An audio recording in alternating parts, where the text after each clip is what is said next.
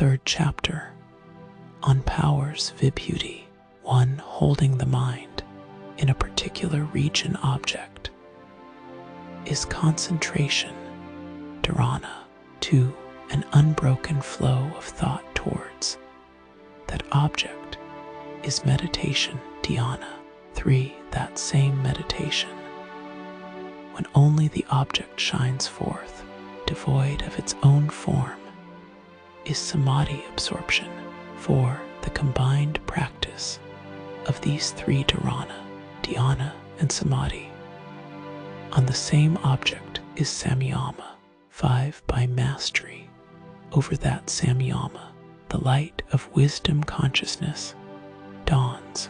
6. Its application is to be done in stages, on different levels. 7. This triad dharana, dhyana, samadhi is more intimate, internal than the preceding 5 limbs of yoga. 8. Even that samyama is external to seedless samadhi, nirbhaja samadhi. 9. By the suppression of the emergent mental modifications and the appearance of the subsiding impressions, the mind becomes one-pointed in the moment of nirodha cessation. This is the transformation of nirodha. 10.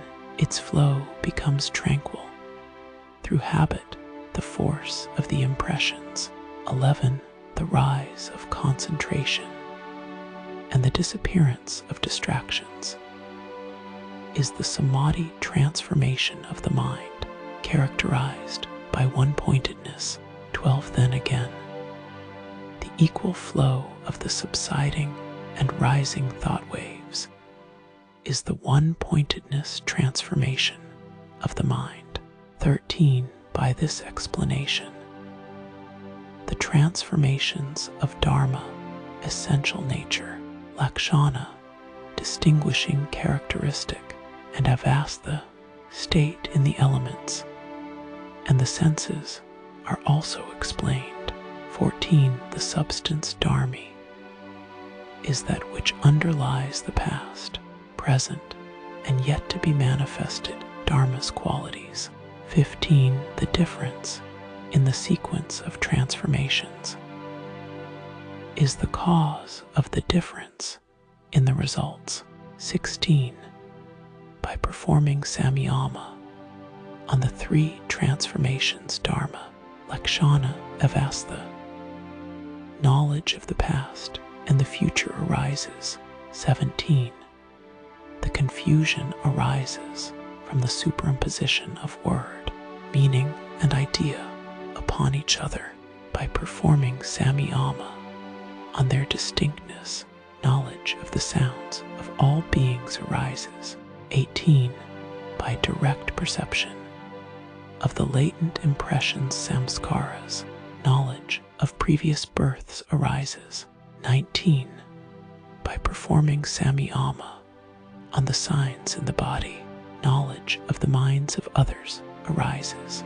20. However, this knowledge does not include the support of their minds, their motives, or content, as that is not the object of the samyama. 21.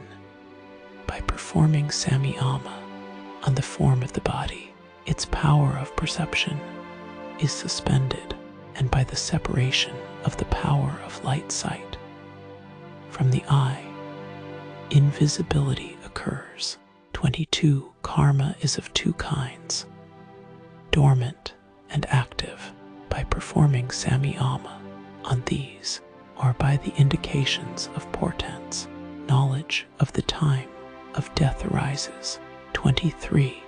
By practicing friendliness, etc., towards all beings, strength power is gained.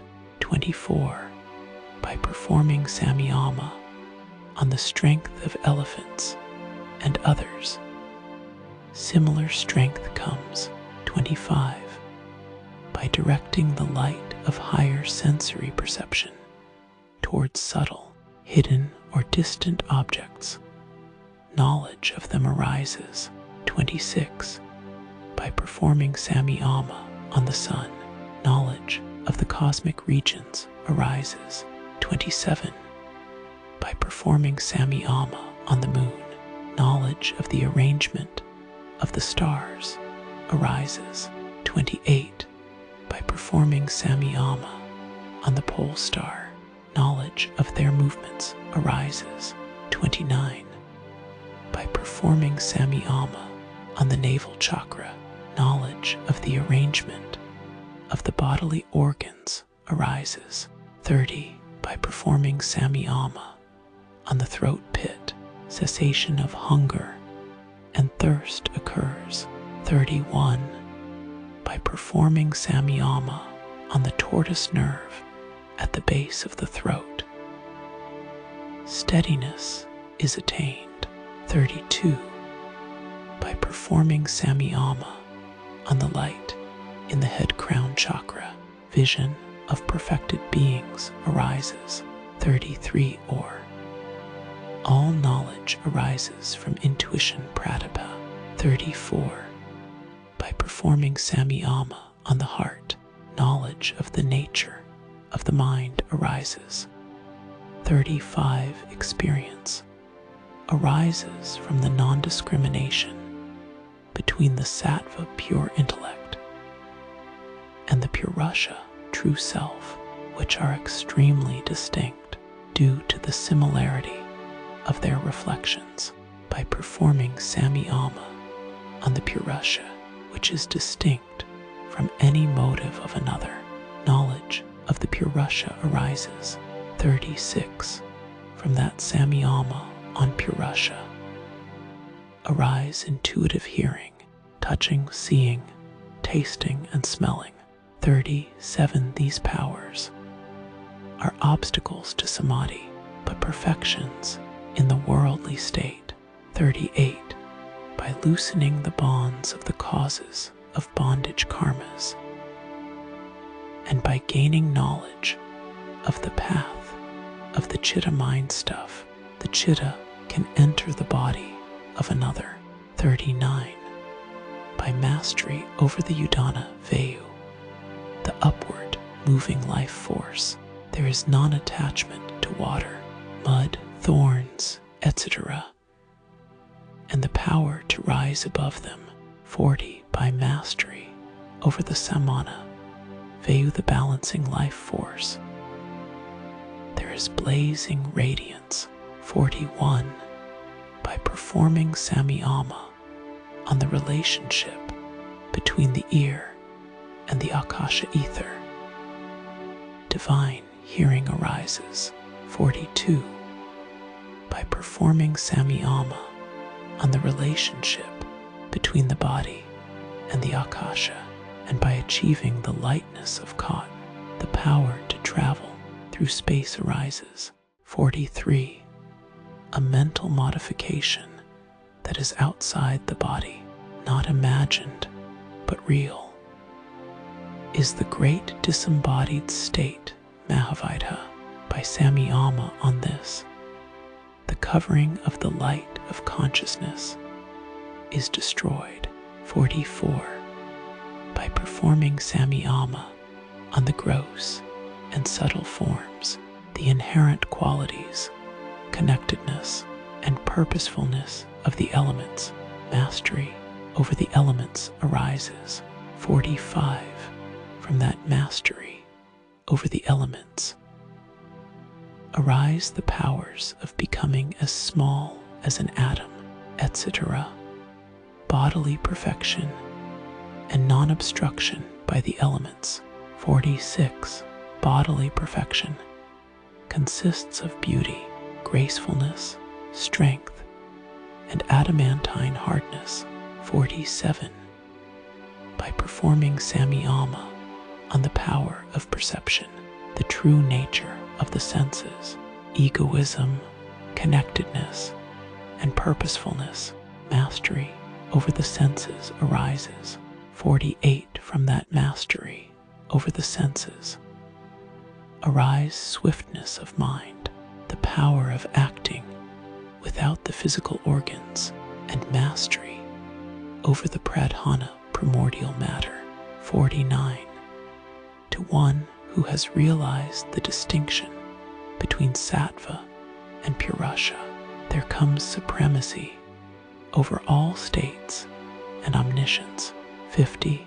By detachment, even from that supremacy and omniscience, when the seed of evil afflictions is destroyed, kaivalya, absolute liberation, is attained.